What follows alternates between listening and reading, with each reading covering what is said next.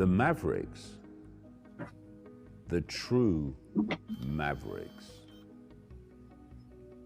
the mavericks that this system of control is terrified of, are those that refuse the uniform, and they refuse the uniformity.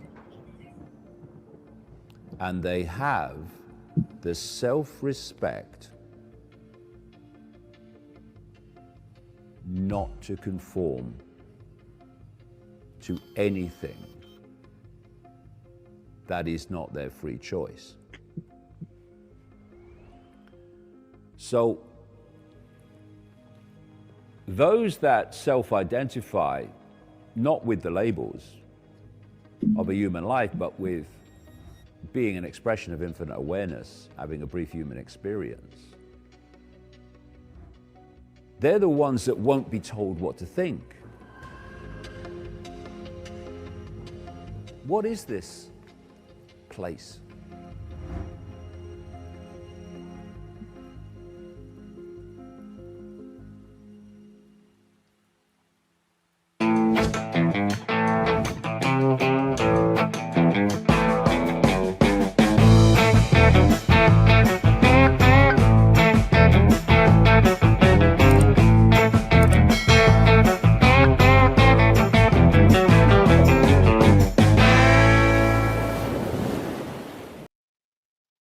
Hey, Inspire Tribe, my fellow freedom lovers, it's John Nolan here. Thank you so much for tuning in. It is Friday, August 30th, 2024. The mantra of the Inspire live stream stands: we're healthy, we're wealthy, we're whole, we're free. Thank you for tuning in on X, on Rumble, and here on YouTube. Thank you for being in the live chat. Ronnie, my friend, thank you for being the most amazing moderator.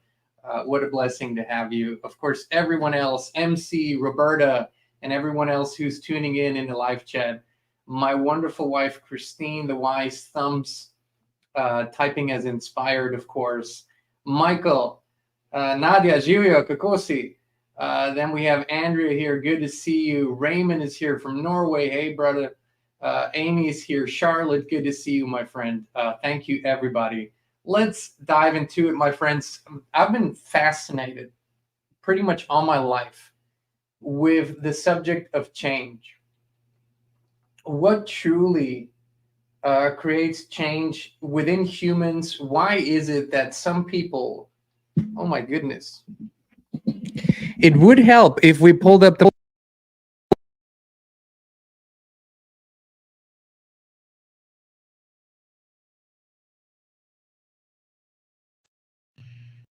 Okay, can you hear me now? I'm sorry about that. It does help if you pull up the microphone, doesn't it? So let's do this here. I have good sound now. Please confirm in the live chat. Yeah, well, you know, as you can see, I'm not fully back yet. I literally forgot to pull up the microphone. Okay.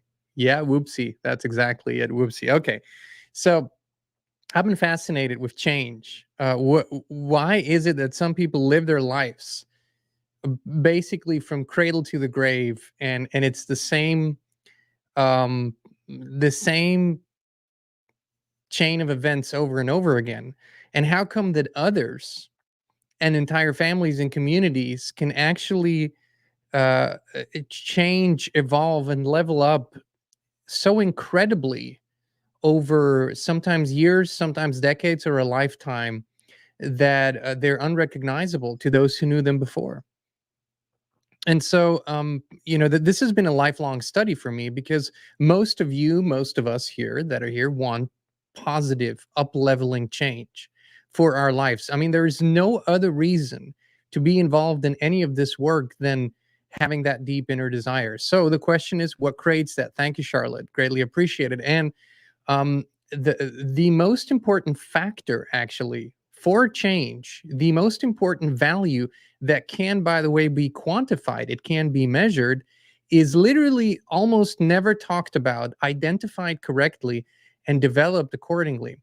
And that's why so much of the self-help and personal improvement arena, and that goes into the spiritual, because that's what spirituality truly is. Spirituality is the development and reconnection with something higher. But if we don't understand what it is supposed to do within us and what we are actually leveling up, if we can't really grasp that, we have a hard time comprehending our improvements, and we have a hard time measuring our improvements. And that's one of the first things that I learned from Christine when we first met, and she was already in that work, is that she taught me how to measure my improvement. Because she said, if you don't know where you start, you don't know where you're going. And so this is a basic human need that we can somehow quantify improvement. So let's dive into what actually creates change. I want you to really, I want you, I invite you, I encourage you to really go with me through this entire presentation, because I think it will sort of crystallize some of the most important things that are usually lost in all public discussions. Let's go into it.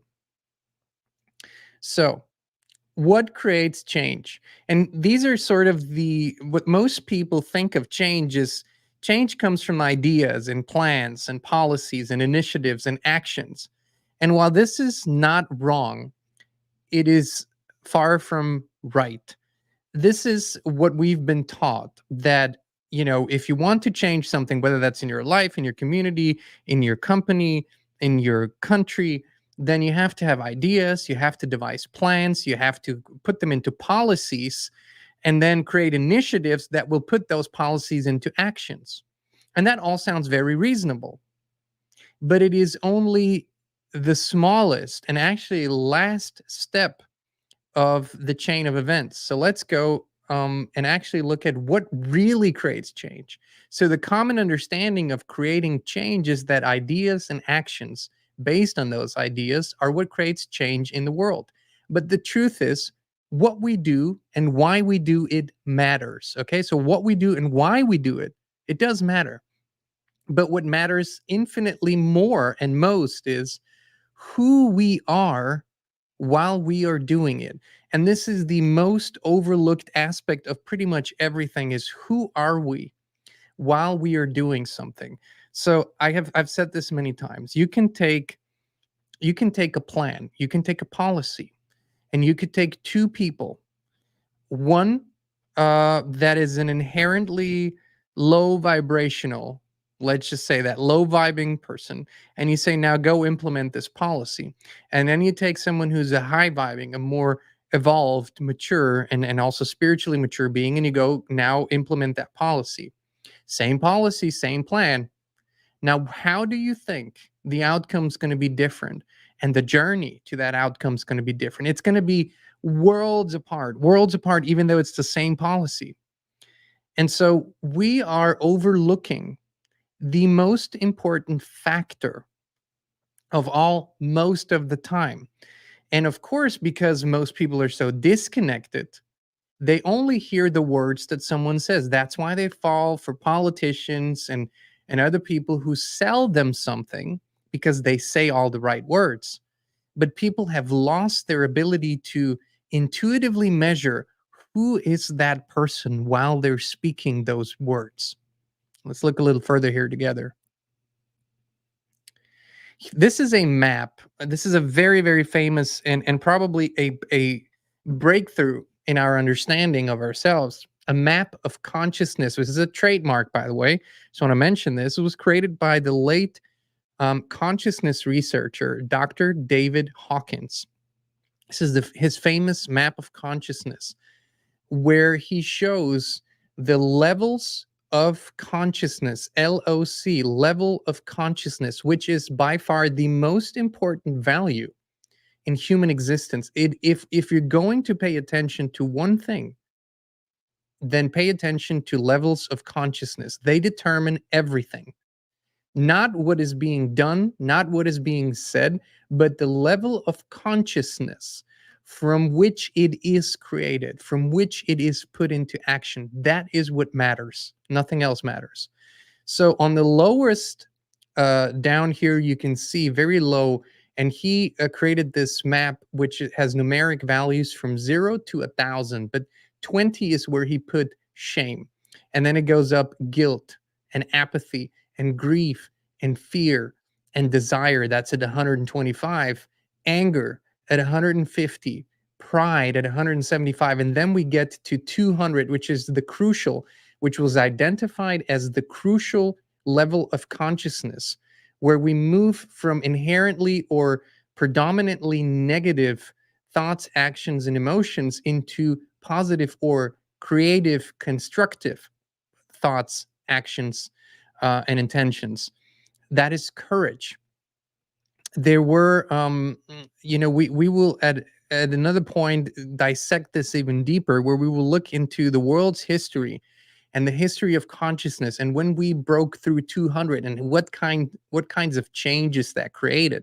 So above 200, we get into courage and neutrality, willingness, acceptance, reason, love, joy, peace, and everything above 700 is considered enlightenment, where, by the way, truth is way up there. So this is the famous map of consciousness. It was developed by Dr. Not Stephen, but Dr. David Hawkins. And he found a way, well, he didn't, but he used a way to measure this, right? Which most of you have heard of it. Maybe it's called kinesiology, and it is the principle of muscle testing. And what he and others have discovered, what we've used for many years, by the way, as well, is the fact that our bodies, through our muscle and the muscle testing, actually allow us to calibrate truth. So we can determine through that muscle testing the level of truth of a statement, the level of benefits, for example. And that's how people often measure whether they should take a supplement or not, is they will use muscle testing to do that. But the truth is, you can test everything and the truth of any statement through muscle testing. It's actually an incredibly accurate methodology. And thank you, Grierson. Probably the most accurate methodology that I have, or we have, discovered. So let's move forward a little bit here. Dr. David Hawkins, by the way, if the name sounds familiar, it's probably from this book here, Power versus Force, which I would say is a standard, should be a standard on any bookshelf, and something that, can be reread many, many times over years and decades to expand your own level of understanding and our own level of understanding. But Dr. David Hawkins was a pioneering psychiatrist, spiritual teacher, and consciousness researcher known for his profound exploration of human consciousness. His work centered around the development of the map of consciousness, a scale that measures the vibrational frequency of different states of consciousness, ranging from shame to enlightenment. Through his groundbreaking books like Power versus Force and Letting Go, Hawkins explored the nature of truth, the power of love and forgiveness, and the spiritual journey towards higher states of awareness. His teachings emphasize the importance of aligning with higher levels of consciousness to experience peace, joy, and spiritual enlightenment, offering a roadmap for personal and collective evolution. And here's one of the most important things that we're going to go through here is truth versus falsehood. And the reason that I want to talk about this is because nothing has become more common in the recreational spiritual community than saying, well, this is my truth. Everybody has their own truth. We are all entitled to our own truths. And what people probably mean by that is that you're all entitled to feel any which way you want to about anything, and that is true. You can feel whichever way you want to about something or someone. Of course you can. But to say that this is true or truth was a conscious and deliberate misguidance by people that infiltrated spiritual movement and perverted their teachings. And this is why I think that Dr. Hawkins' work, thank you, Prepper Grand, really appreciate it. Dr. Hawkins' work and the work of everyone who seriously studies consciousness, levels of consciousness, and the real life measurable effects of level of consciousness comes to the same conclusions. So let's look at what Dr. Hawkins said. Kinesiology, muscle testing. He said, Hawkins used muscle testing as a method to determine the truthfulness of statements or the integrity of ideas, objects, or individuals. According to his research, the body weakens in response to falsehood and strengthens in response to truth. This is what muscle testing does. You test a statement, and when your muscles stay strong, when they're being trying to be manipulated. For example, you stretch out your arm, and then you're being asked a question, and then your partner pushes down your arm. If you resist easily and your muscles stay strong, this is usually a statement of truth. If you have a hard time and your arm wants to go down with that pressure, then it usually means it's a statement that's either false or non-beneficial to you. So that's sort of the principle here. Hawkins on objective reality. He posited that truth is absolute and can be calibrated, meaning that certain truths are universally valid and not subject to personal or cultural interpretation. To me, this is the most important statement, because it pulls people out of a perpetual spiral of confusion, which is, by the way, completely planned.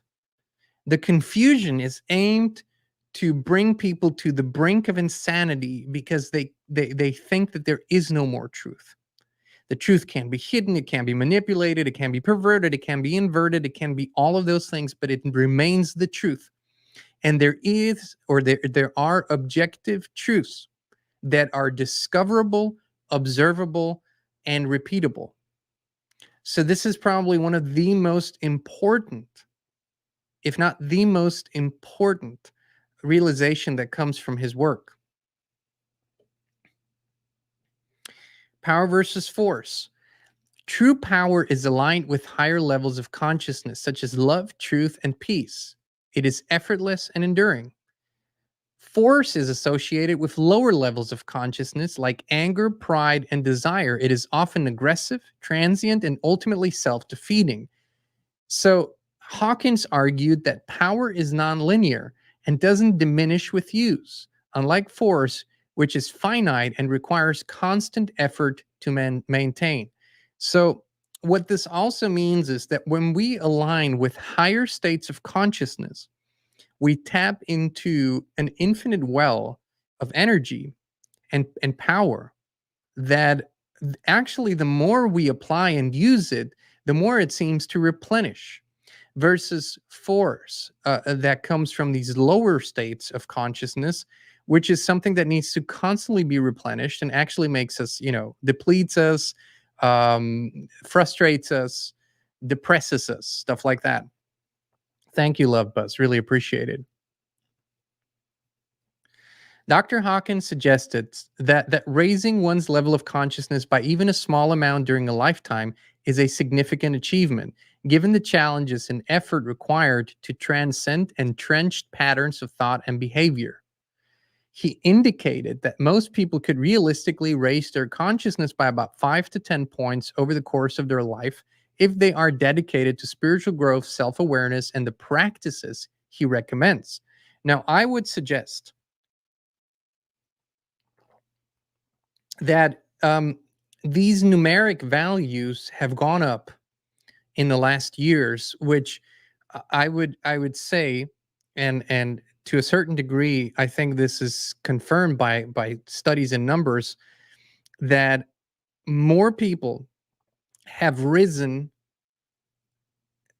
to greater levels of consciousness in shorter periods of times than ever before, or at least in a very, very long time in human history. So we're seeing the rise beyond this 5 to 10 point level, which Hawkins described, which is a great thing.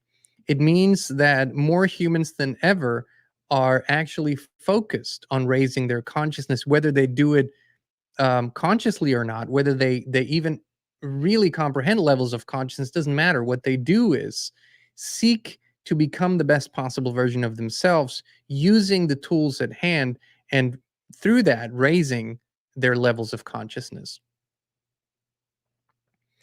So I want to bring out an example that we've talked about before. That's the miracle of DC, the miracle of Washington, DC. And that was a study conducted in 1993, which for some reason isn't really connected in the conversation often enough with levels of consciousness, when that is really what it proved.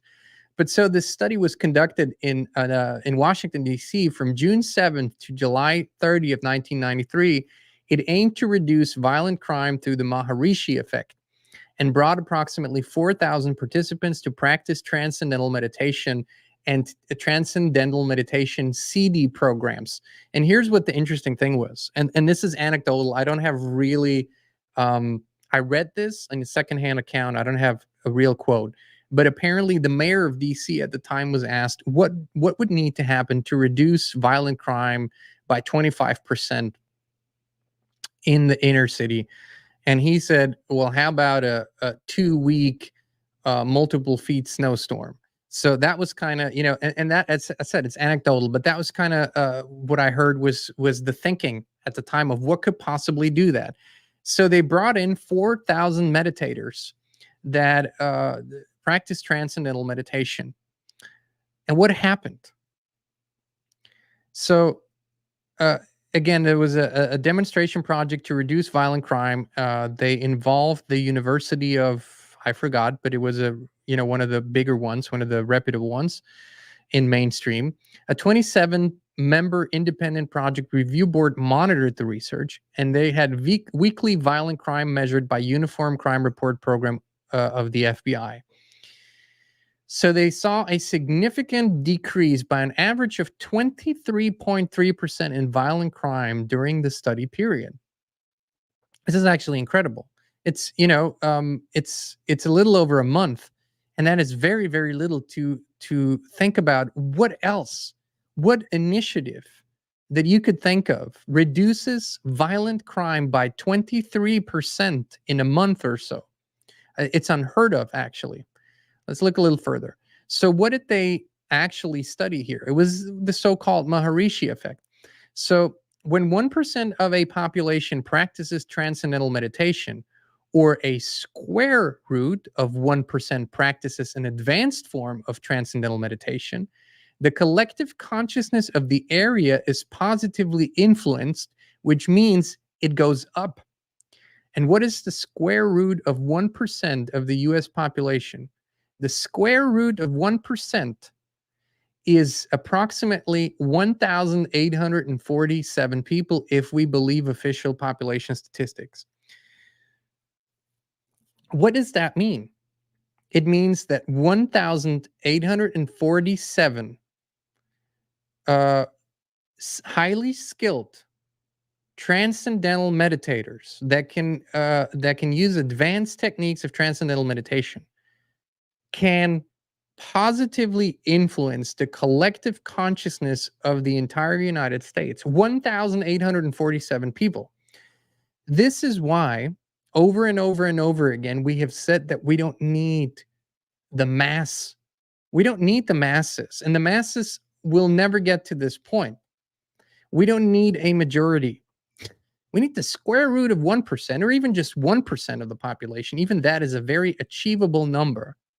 And this is so important because what that means is that if you focus a considerable amount of your energy, intention, attention, and actions into raising your own consciousness, you don't just improve your life greatly. You don't just improve your situation and the lives of the people around you.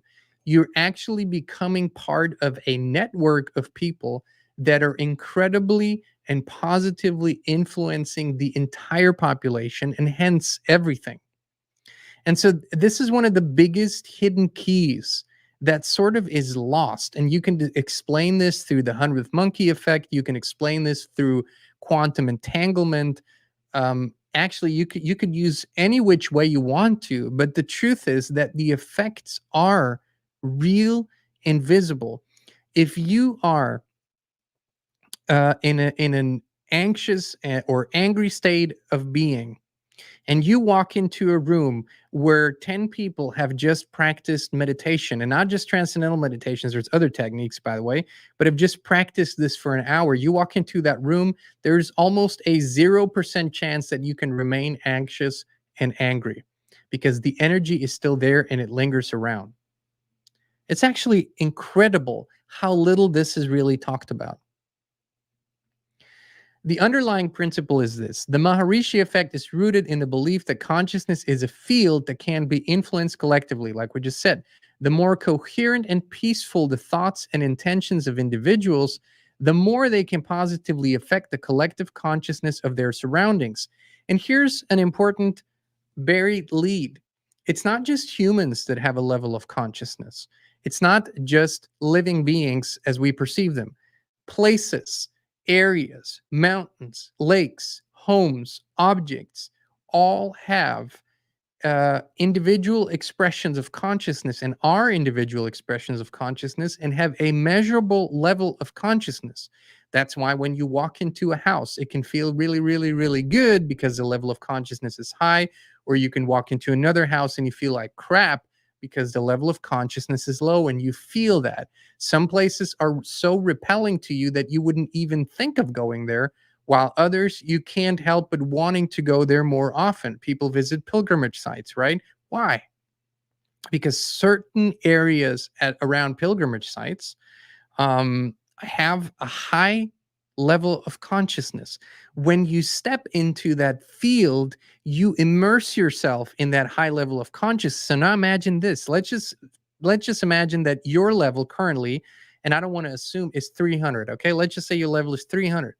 So now you go to a pilgrimage site and you visit the place at that pilgrimage site that has the highest level of consciousness. That's where people usually are drawn to. And the level there is 550.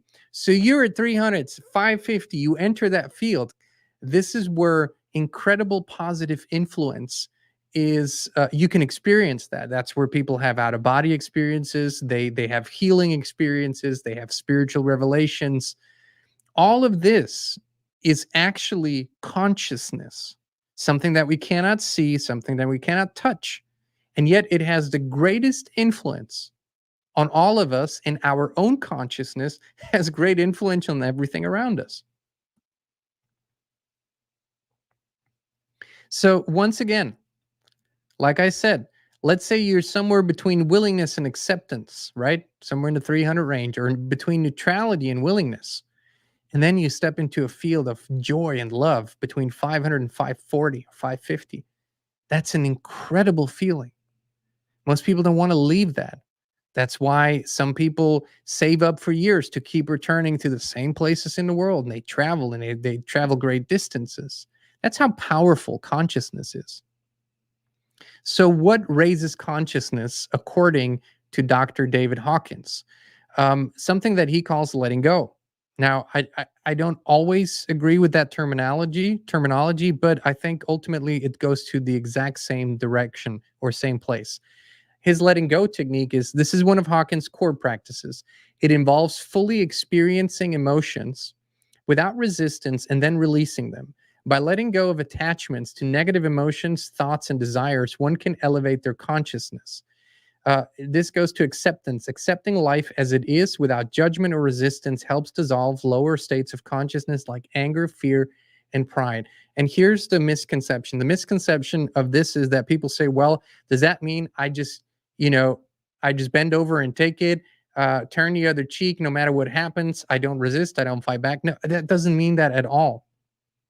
What it actually means is that we give ourselves permission to acknowledge the fullness of our experience, which means that life gives us the full scale of experiences, from things that are hurtful, that make us angry, that make us depressed, to things that make us joyous and exhilarated and loving.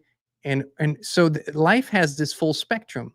What we are taught to do through societal and cultural norms is suppress the negative stuff, do not experience it, which means when those things happen, we are supposed to not cry, stay strong, don't give in, push it down, push through, all those things. When the truth is that if we can accept the emotion of a situation, the feeling of a particular situation, and actually experience it, within a few short seconds, minutes, it's gone. The body can't sustain strong emotional states for longer periods of time. So it doesn't have the energy to do it. It always wants to sort of swing that pendulum back to neutrality, a more neutral state, a more observing state. So if we suppress emotions, they don't go away. They actually boil below the surface, and they cause us over the long term to make negative choices, because that influences us. And over the longer term, it creates sickness, it creates depression, it creates anxiety, it creates all kinds of physical manifestations of that suppressed emotion. So by either, when these emotions arise, allowing ourselves to experience them and releasing them naturally, and the experience is over, that's one way, and that would be the best way. But in our society, for most, that ship has sailed, because they weren't taught to do that. So the second best thing is to go through healing experiences, like we talk about, like the journey.com is a healing methodology that we recommend, or family constellation therapy, for example. But this is moving forward.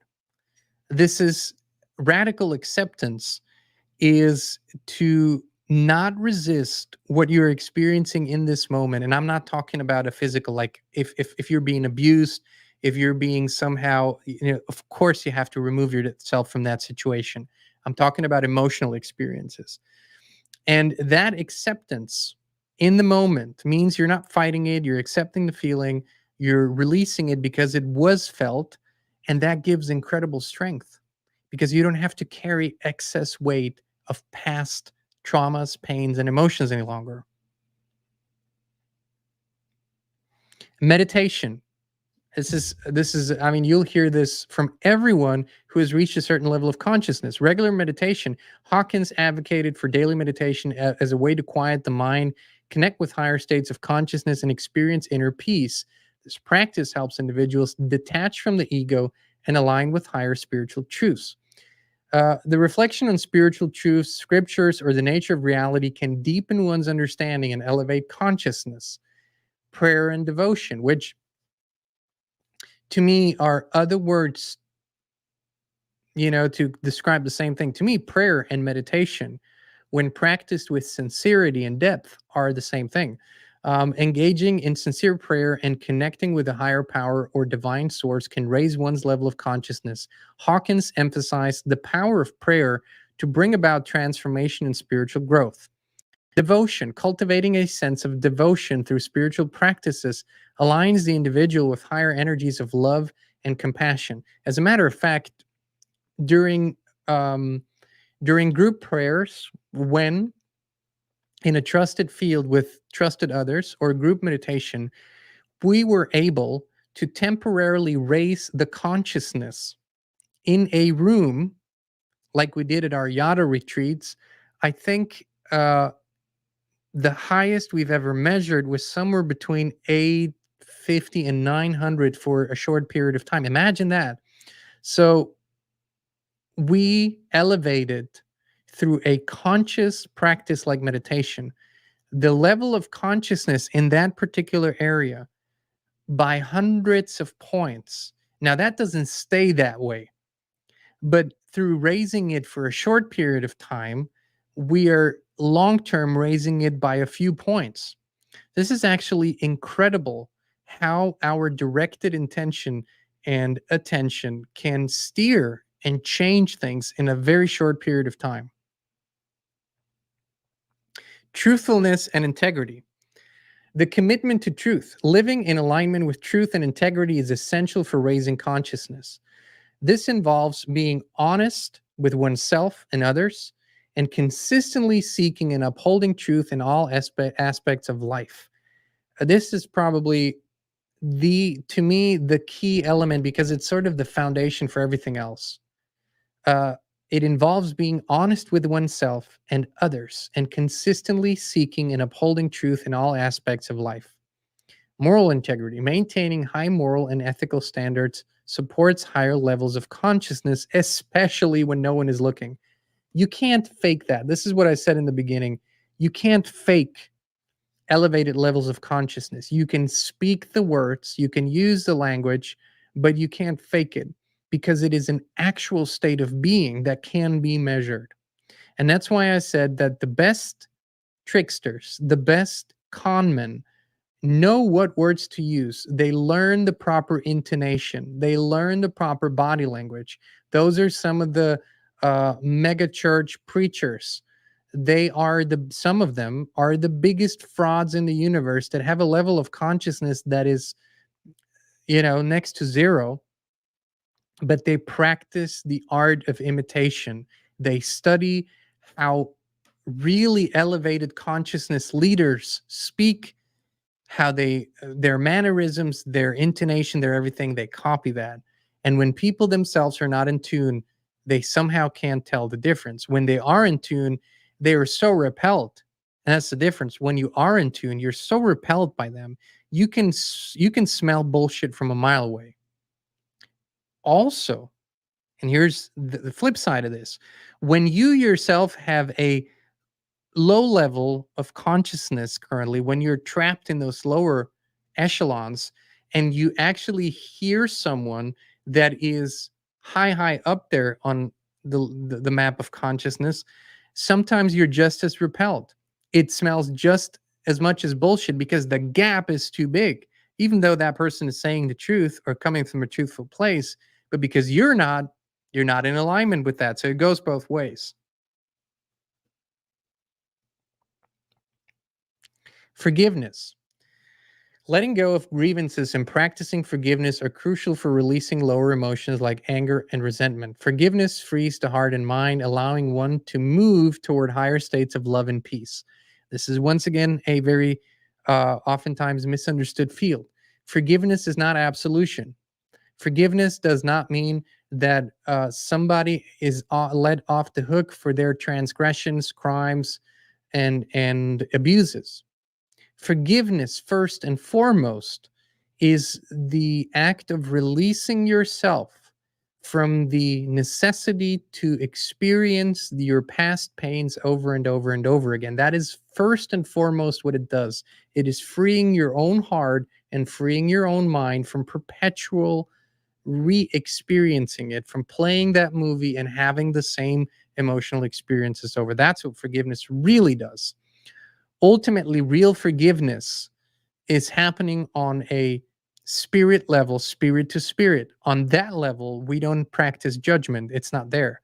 On that level, there is only experience. However, in our human experience within this realm, we have judgment. It is necessary and important. Understanding the role of judgment and using it properly is also important. So forgiveness is not to let the other person off the hook. Forgiveness is first and foremost for you. Gratitude practice. Regularly expressing gratitude both in thought and action shifts focus away from lack and negativity, fostering a higher state of consciousness rooted in abundance and appreciation. Some people have incredible experiences when they practice gratitude.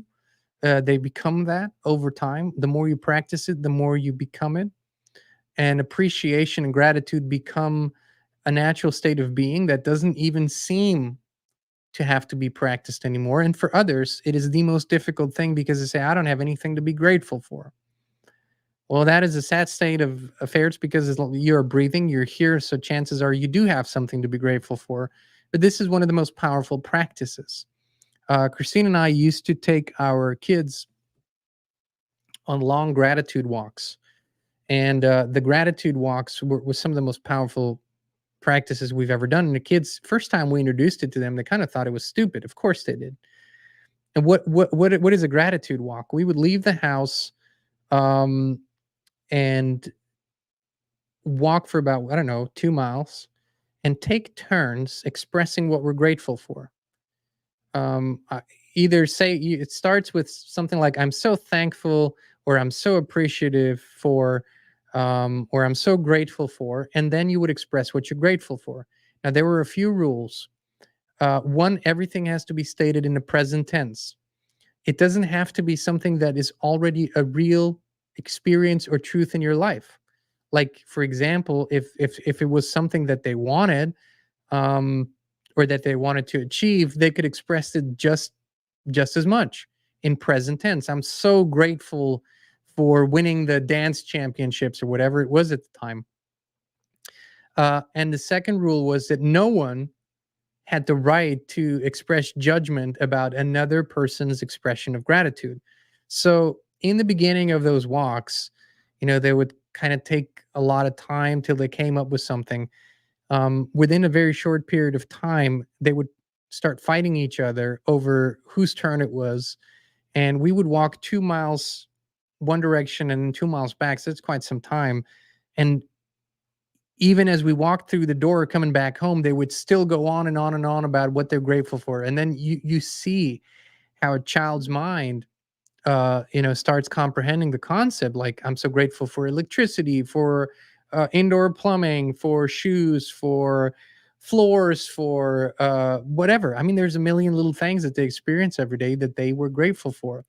A gratitude walk can be done with friends, can be done with just two people, but it's an incredible, powerful practice.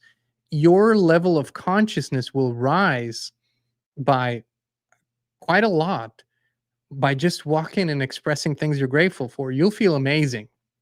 It's a really, really cool practice. So I would just encourage you all to give it a try. Grace and surrender. It's also a big one. The openness to grace. Hawkins taught that spiritual growth is not solely the result of personal effort, but also requires openness to divine grace. Surrendering to a higher power and trusting in the process of life facilitates the elevation of consciousness. So surrendering, grace and surrender are, of course, practiced in many religions. And to me, again, often misconstrued, misinterpreted, mainly because there's always a middleman, right? People who teach that so often say we need to surrender to God's grace or we need to surrender to God's will, but then in the same breath, they interpret what God's will for you is, right? They spell it out for you. And this is where I think this is not surrender. This is another form of control. True surrender to me is to connect to the highest, to source, like we've talked about so often, to the prime creator, not the ruler of this world, my friends. Prime creator, the source energy of all. And surrendering to that energy means actually aligning, connecting to, and then accepting what comes through that. That to me is surrendering.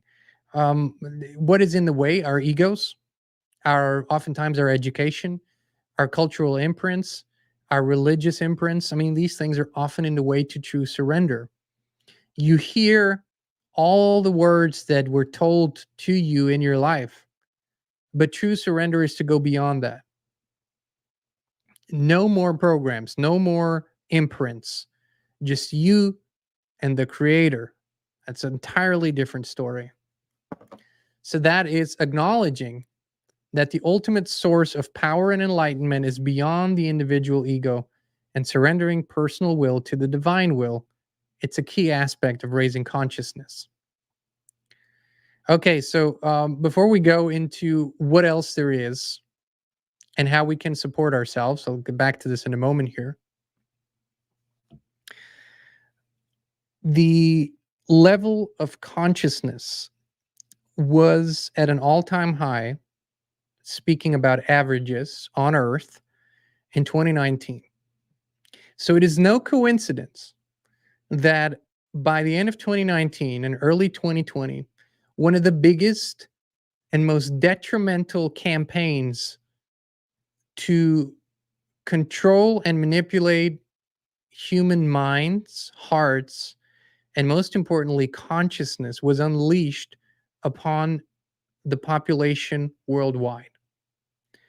It had a huge effect on average levels of consciousness for a while. They came down, and we came down to the lower levels on average. However, what is equally incredible is the bounce back that started happening, I think, after 22. After we got sort of through the thick of it, the bounce back is actually pretty cool to watch. And we're going to go into a separate show into those levels, actually, because I think it's incredible to see that and see the spikes and see the drops and what happens. But what we are seeing is currently that no matter how bad the news campaigns or the politicians' campaigns or even the real life campaigns are, the bounce back, the drop is not as big anymore. So consciousness doesn't drop as low anymore. And the bounce back is much faster, which means that we have, through practices and through these experiences, created a new level of resilience, which is absolutely phenomenal and a very, very positive thing. This resilience allows us to not fall so deep and rise up again much, much faster. That is also why people, even through severe health experiences, just like I've had last week, I'm still in pain, but the bounce back is much quicker than anyone would have anticipated. And that is due to a higher level of average consciousness, but not only my own. Actually, one of the big things is that we have collectively raised the level of consciousness, for example, of this area where we live, and you've probably done the same in the area where you live. So this is a feedback loop, a positive feedback loop that just creates this upward spiral. And one of the most beautiful, and this is why we love to talk about it so much, because it's all based on his work, the findings, and the findings of the true spiritual teachers, not bullshitters, the true spiritual teachers that came before Dr. Hawkins.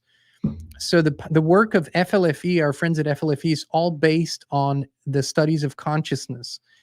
They're students of Dr. Hawkins and have dedicated their lives to improving the conditions under which human consciousness can evolve and rise. That's what they do, improving the conditions. That's all that they want to do.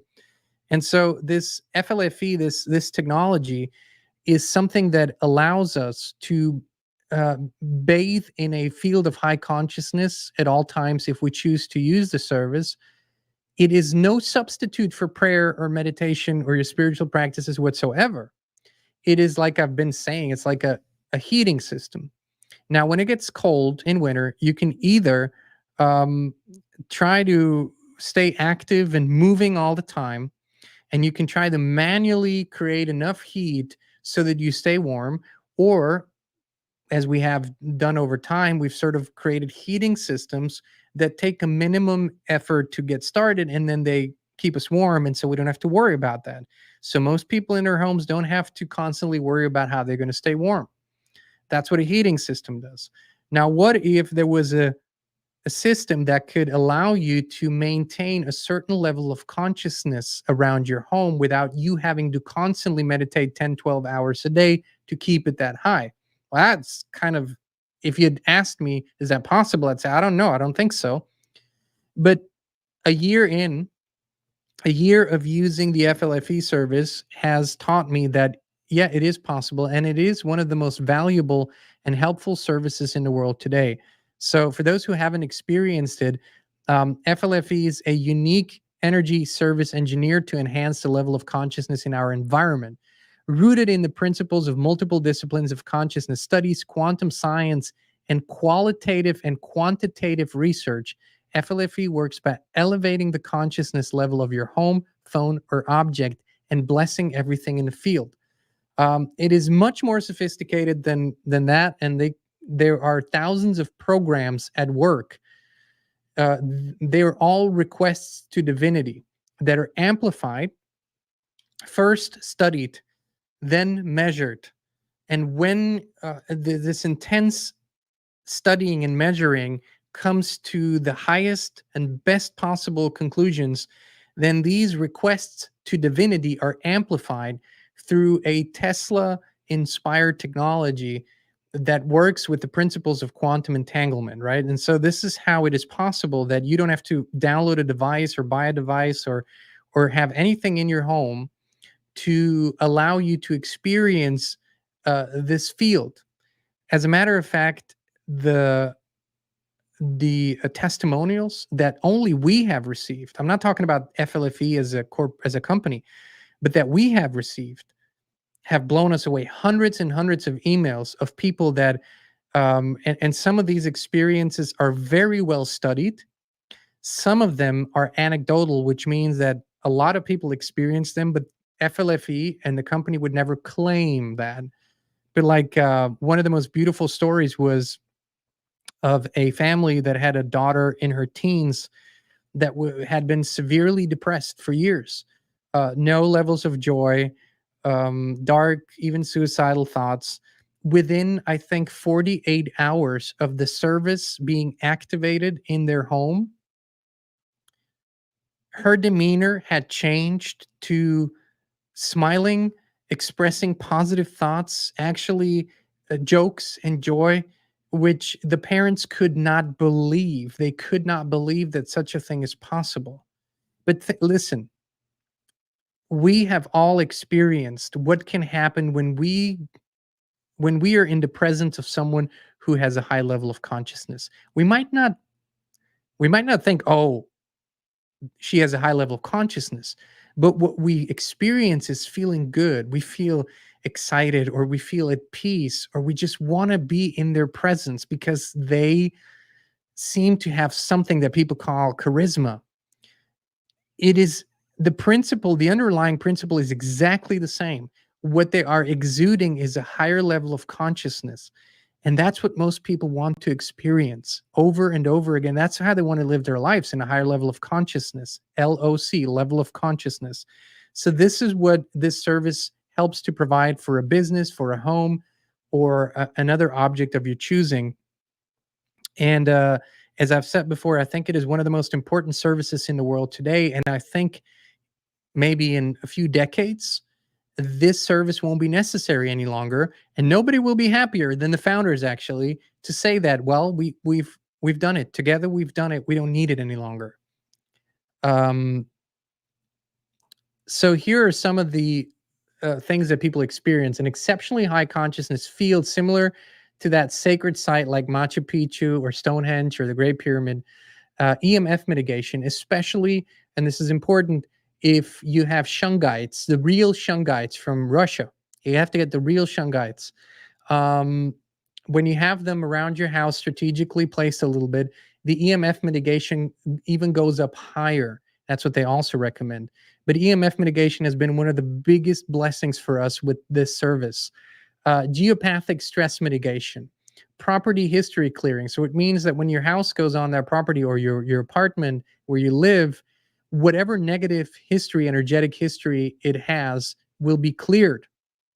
Reduction of fatigue, improved communication, enhanced creativity, decreased brain fog, greater feeling of internal and personal freedom, improved sleep, immune system support, enhanced stress management. These are all things that they measured, by the way, over and over again. Daily consciousness boosts that you can use, improved digestive function, personal consciousness slider, and 25 plus other benefits that you can experience on the service. I will say this again, so please hear me. This is not a substitute for prayer and meditation and other practices that allow you to reach higher levels of consciousness. This is a loving support system. The longer you are in this field, and the more that you accept these higher levels of consciousness into your being, the more your being will begin to align, which also means that whatever needs to leave your system in terms of negative thoughts, negative stored emotions, toxins, everything that is in the way will begin to show up and come out. So all the reactions, mid and long term, aren't just positive, although these are positive reactions, but for a period of time, it feels like something negative. When we detox, it doesn't feel good. We get headaches, maybe we're fatigued, joint pain. That is when the body releases toxins. For those days, we don't feel great, but it's worth it, because in the long run, we're going to feel much better. So people on the FLFE service actually regularly will report that they experience these detox stages, which is actually a great thing. It's a great thing. And during those periods, it might mean that you have to rest for a few days, but think about it. That means you're ultimately, for the long term, really improving your state of being, which is, that is what we really want to do here. So I would just encourage you To use this service as a loving support system, you can go to highconsciousnessfield.com, start your free trial. You don't need a credit card. This is, by the way, the most generous offer I've ever seen by a company, where you go and there are no tricks. There's no accidental subscription created. They won't give you robocalls every day.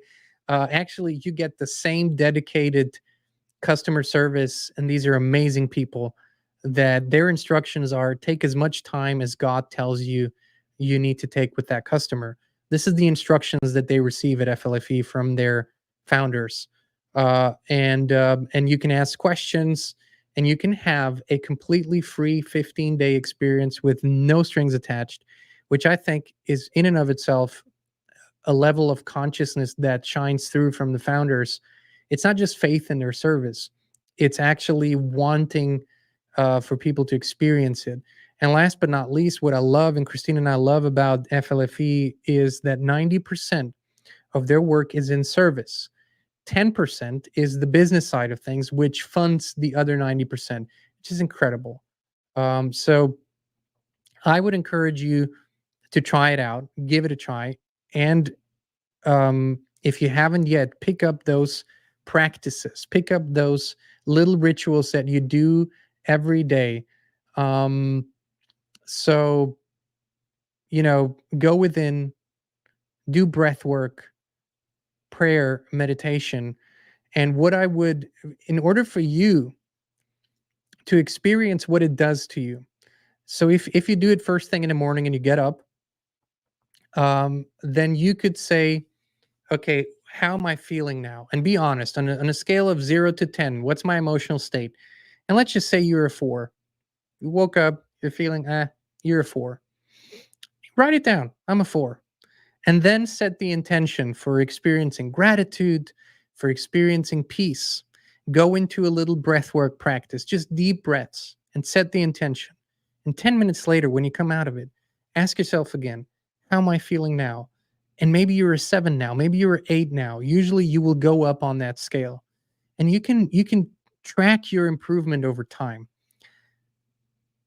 If your life focus shifts from simply observing or complaining or feeling like a victim of circumstances to taking baby steps to elevate your consciousness, to raise your consciousness, baby steps, that's all that it takes. If your life focus shifts, your life will begin to shift in all areas, Your health, your well-being, your relationships, your finances, your purpose, your experience with your purpose, everything will begin to shift.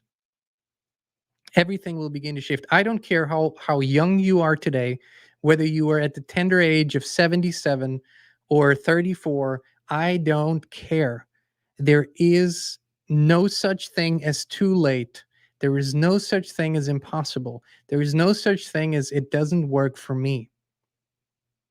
But you have to make that choice and say, I will elevate my own level of consciousness. And through that, my life will become better. And through that, the life of those around me, the lives of those around me will become better. And through that, all of life will be improved.